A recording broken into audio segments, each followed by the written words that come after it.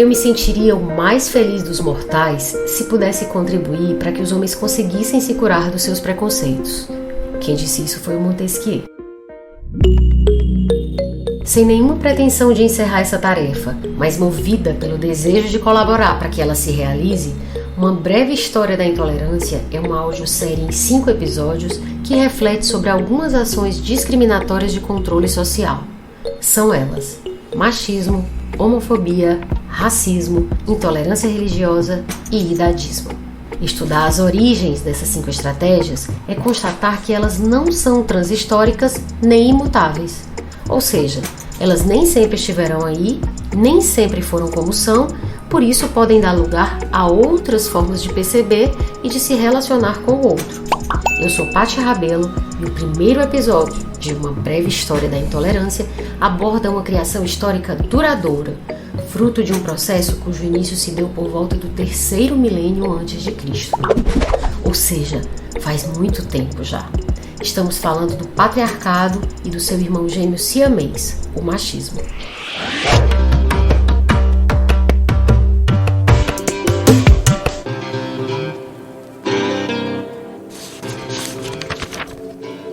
Em A Criação do Patriarcado, livro que foi a base da pesquisa desse episódio, a historiadora austríaca Gerda Lerner diz que na faculdade os professores falavam de um mundo em que ostensivamente uma metade da raça humana faz tudo o que é importante e a outra metade não existe. Nessa obra fundamental para se compreender a história da exclusão das mulheres, a autora defende que a dominação da mulher pelo homem é produto de um desenvolvimento histórico, não sendo, portanto, algo natural, biológico ou impossível de ser mudado. Para a autora, é preciso dar historicidade ao sistema de dominância masculina, ou seja, mostrar como ele se formou e como tem mudado ao longo de milênios. Somente há pouco tempo conseguimos avaliar o papel das mulheres na história, criando assim uma consciência que pode emancipá-las. E essa consciência também pode libertar os homens das consequências indesejáveis do sistema de dominância masculina. Gerda fala que atributos sexuais são fatos biológicos, mas gênero é produto de um processo histórico. O fato de mulheres terem filhos ocorre em razão do sexo. O fato de mulheres cuidarem dos filhos ocorre em razão do gênero, uma construção social. É o gênero que vem sendo o principal responsável por determinar o lugar das mulheres na sociedade. E ao apontar as diferenças entre sexo e gênero, a autora prepara o terreno para que possamos compreender as diferenças entre os 2 conceitos que são o tema deste episódio: o patriarcado e o machismo. O termo patriarcado descreve o sistema institucionalizado no qual se dá o predomínio dos homens sobre as mulheres, do marido sobre a esposa, do pai sobre a mãe, dos velhos sobre os jovens e da linhagem paterna sobre a materna.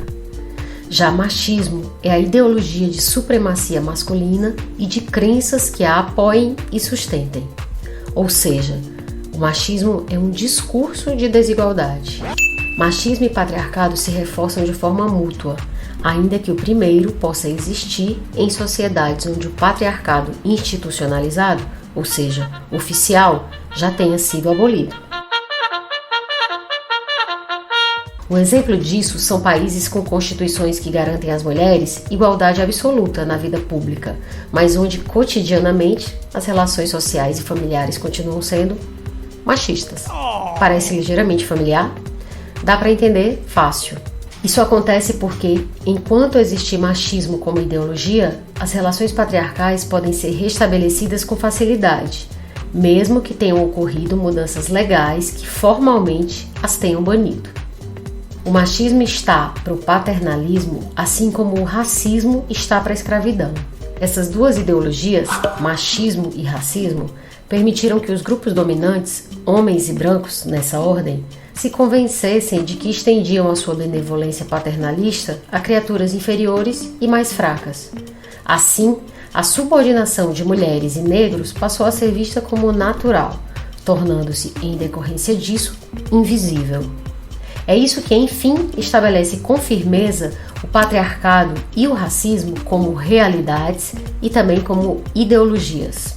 Mas o paralelo entre essas duas estratégias de discriminação acaba aqui, pois o racismo fez com que os negros escravizados criassem grupos de solidariedade, enquanto o machismo fez com que as mulheres se dividissem, vendo no rosto de cada uma das outras uma inimiga a ser olhada com lupa, medida, criticada e, por que não dizer, combatida. Aliás, esse aspecto da cultura patriarcal e machista foi analisado em profundidade por Naomi Wolf no clássico livro O Mito da Beleza, como as imagens de beleza são usadas contra as mulheres. Naomi nos diz que a sexualidade feminina é virada pelo avesso desde o nascimento, para que a beleza assuma o seu lugar, mantendo os olhos das mulheres voltados para os seus próprios corpos, olhando de relance para cima, só para verificar a imagem refletida nos olhos dos homens.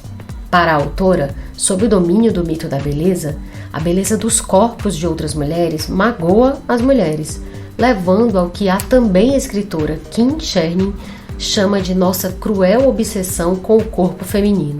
Esse relacionamento frustrado, que dá às mulheres heterossexuais um prazer confuso e ansioso quando observam o corpo de outra mulher, paralisa as mulheres numa angústia de competição. Mas vamos entender um pouco melhor o que Naomi chama de o mito da beleza. Para ela, o mito da beleza se trata de uma ideologia de controle social que prega que todo o valor de uma mulher está relacionado à sua aparência, esta sempre sendo definida de acordo com um padrão físico imposto culturalmente. E quanto mais numerosos foram os obstáculos legais e materiais vencidos pelas mulheres nas últimas décadas, mais rígidas, pesadas e cruéis se tornaram as imagens de beleza impostas a elas. Ou seja, o mito da beleza se trata de uma reação aos avanços materiais e subjetivos conquistados pelas mulheres. Agora fica mais fácil compreender porque a rivalidade, o ressentimento e a hostilidade provocados pelo mito são tão profundos. Naomi ressalta o fato de ser muito comum que irmãs lembrem com mágoa de uma delas ser considerada a bonita ou a mais bonita. Quem nunca? Muitas mães têm dificuldade de encarar o crescimento das filhas. A inveja entre melhores amigas é uma cruel realidade do amor feminino. Mesmo mulheres que são amantes descrevem uma competição pela beleza.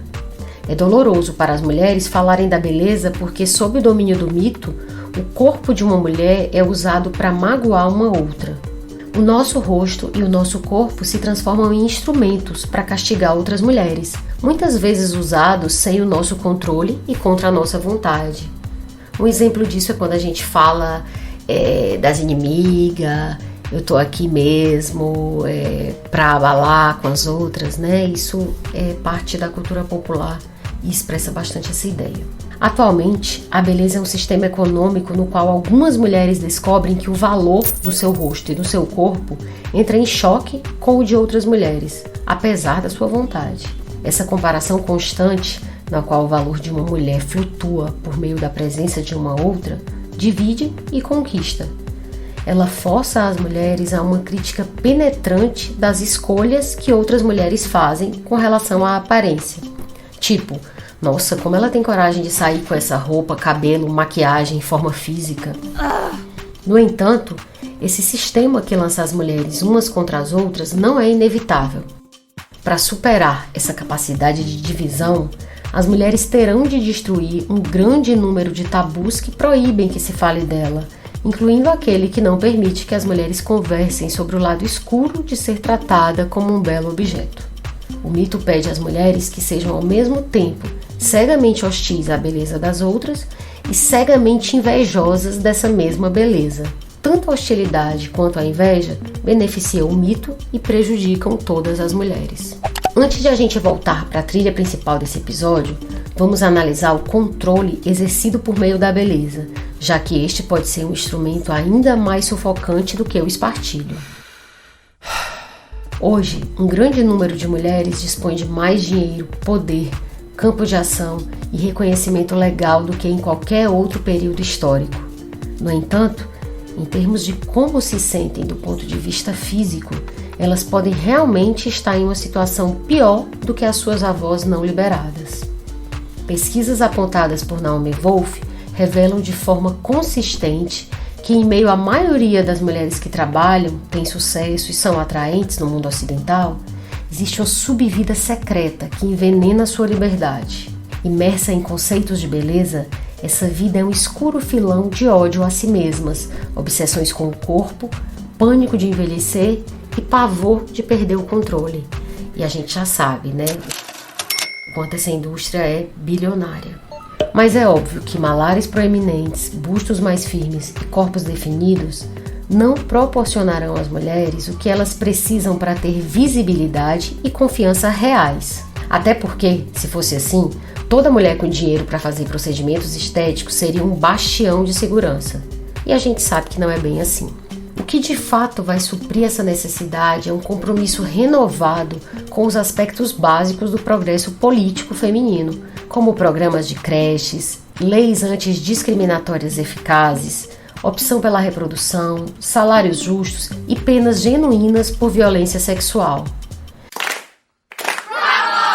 E não será possível ter tudo isso enquanto as mulheres não se identificarem com os interesses das outras e não permitirem que a sua solidariedade supere os obstáculos originados pela rivalidade e competição provocadas artificialmente. A terrível verdade é que, mesmo que o mercado promovesse o mito da beleza, ele não teria poder algum se as mulheres não o utilizassem umas contra as outras.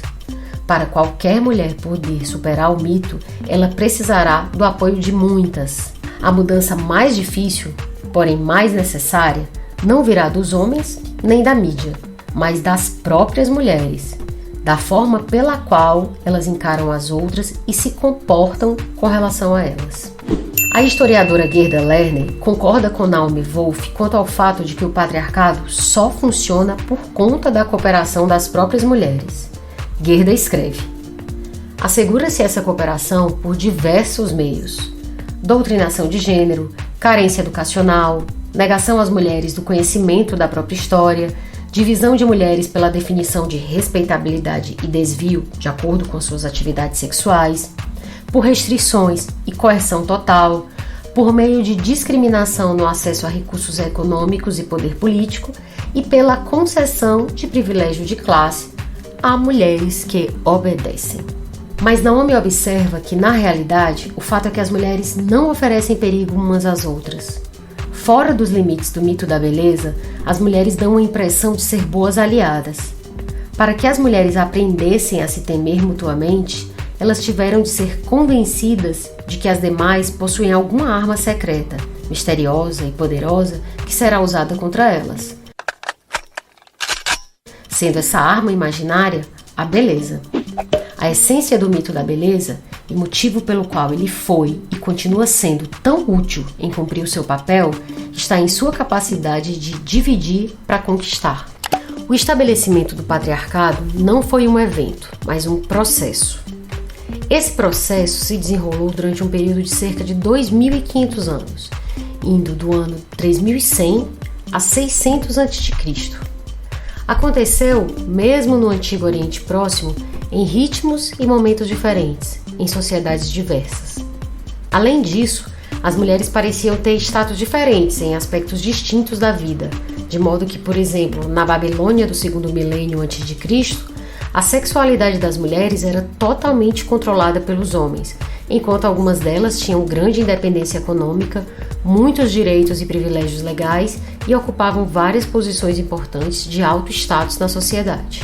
Partindo de evidências históricas, Gerda Lerner enumera 10 proposições a respeito das origens do patriarcado, e eu tomo a liberdade de, por minha conta e risco, estender isso também às origens da ideologia machista. Proposição 1. A apropriação da função sexual e reprodutiva das mulheres pelos homens ocorreu antes da formação da propriedade privada e da sociedade de classes. A transformação dessa capacidade sexual e reprodutiva em mercadoria, na verdade, está no alicerce da noção de propriedade privada. Ou seja, é como se o corpo da mulher tivesse sido a primeira mercadoria. Proposição 2. As primeiras formas de Estado foram organizadas no formato do patriarcado. Assim, desde o início, o Estado tinha um interesse fundamental na permanência da família patriarcal. Proposição 3. Os homens aprenderam a instituir dominância e hierarquia sobre outras pessoas, praticando antes a dominância sobre as mulheres do seu próprio grupo. Isso se manifestou na institucionalização da escravidão, que começou com a escravidão de mulheres dos grupos conquistados. Ou seja, a dominação sobre as mulheres foi uma espécie de laboratório para que os homens depois dominassem não só mulheres, mas também outros homens. Proposição 4. A subordinação sexual das mulheres foi institucionalizada nos mais antigos códigos de leis e imposta pelo poder total do Estado, que, como a gente já sabe, era patriarcal. Garantia-se a cooperação das mulheres por vários meios, como força, dependência econômica do chefe de família, privilégios de classe concedidos a mulheres dependentes e obedientes das classes mais altas e também pelo artifício da divisão de mulheres em respeitáveis e não respeitáveis. Proposição 5. A classe social para os homens foi e é baseada na relação com os meios de produção. Aqueles que possuíam os meios de produção podiam dominar os que não os possuíam. Para as mulheres, a classe é mediada pelos seus vínculos sexuais com o homem, que então lhes proporciona acesso a recursos materiais. A divisão de mulheres entre respeitáveis, ou seja, vinculadas a um homem, e não respeitáveis, ou seja, sem vínculo com o homem ou livre de todos os homens, é institucionalizada em leis relacionadas ao uso do véu por mulheres, por exemplo. Proposição 6.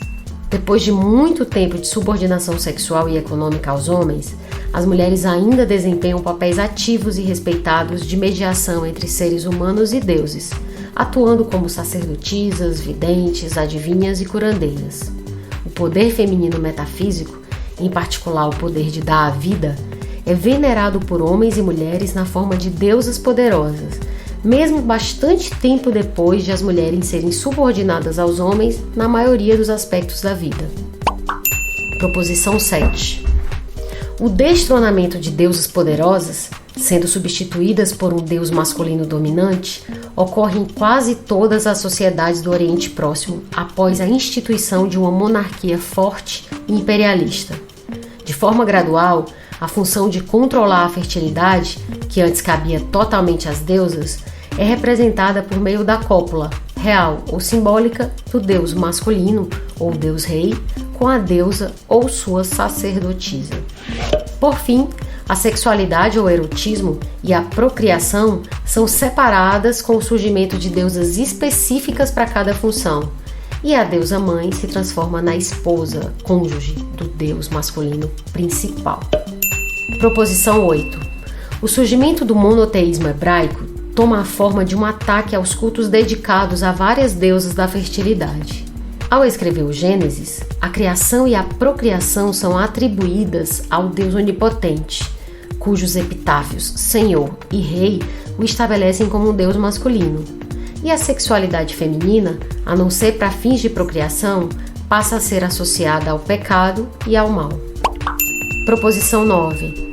Na instituição da comunhão da aliança, o simbolismo básico e o real contrato entre Deus e a humanidade admitem como fato a posição subordinada das mulheres e a exclusão da aliança metafísica e da comunhão da aliança terrena. Agora, o único acesso das mulheres a Deus e à comunhão sagrada passa a ser na função de mãe. Por fim, a proposição 10 afirma que essa desvalorização simbólica das mulheres em relação à divindade se torna uma das metáforas fundamentais da civilização ocidental. A outra metáfora fundamental é oferecida pela filosofia de Aristóteles, que admite como fato que mulheres são seres humanos incompletos e defeituosos, sendo de uma categoria totalmente diferente da dos homens. É com a criação dessas duas metáforas que se constroem os próprios alicerces dos sistemas de símbolos do que a gente chama de civilização ocidental.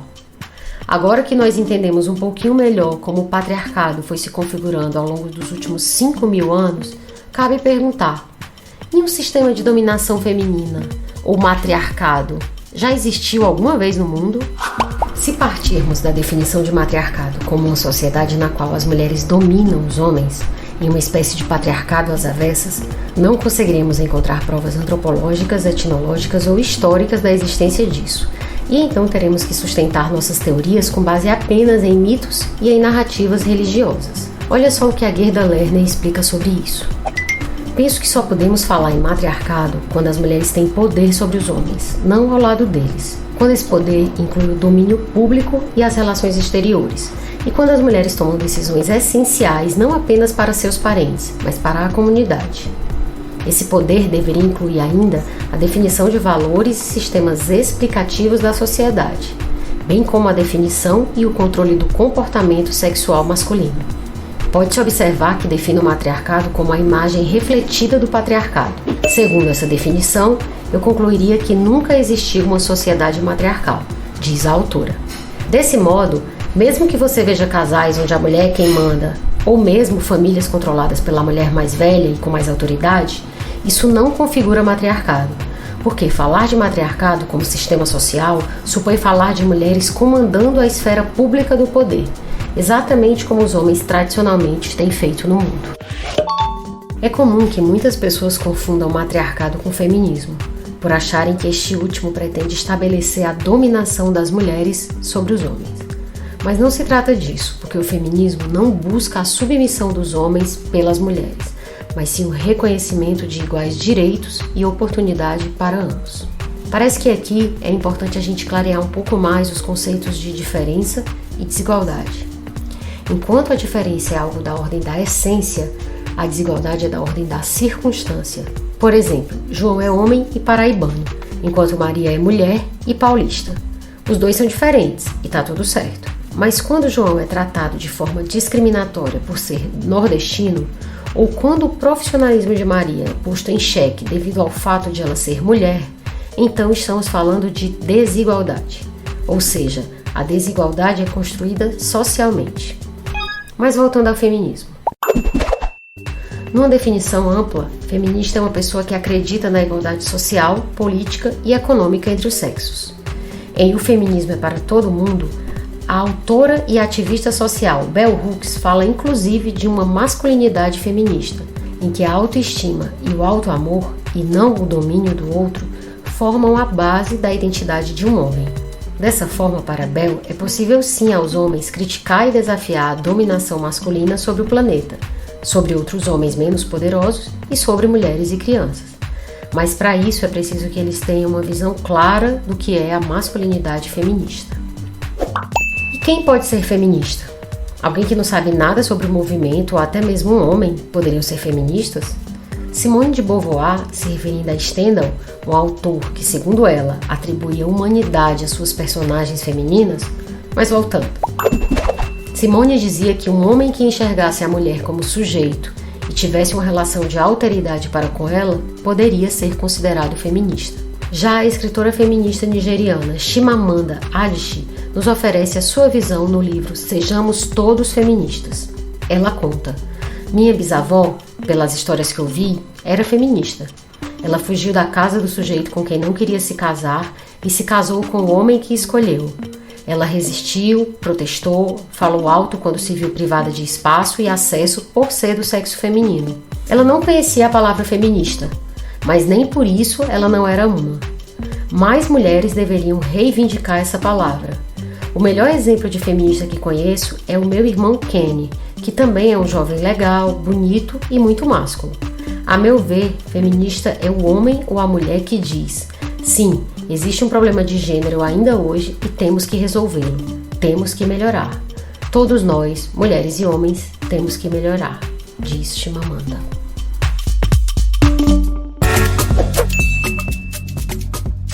Ainda que nos pareça utópico o desejo de Montesquieu de que os homens consigam se curar dos seus preconceitos, é possível que, ao menos, estejamos um pouco mais abertos para entendê-los e colocá-los em perspectiva.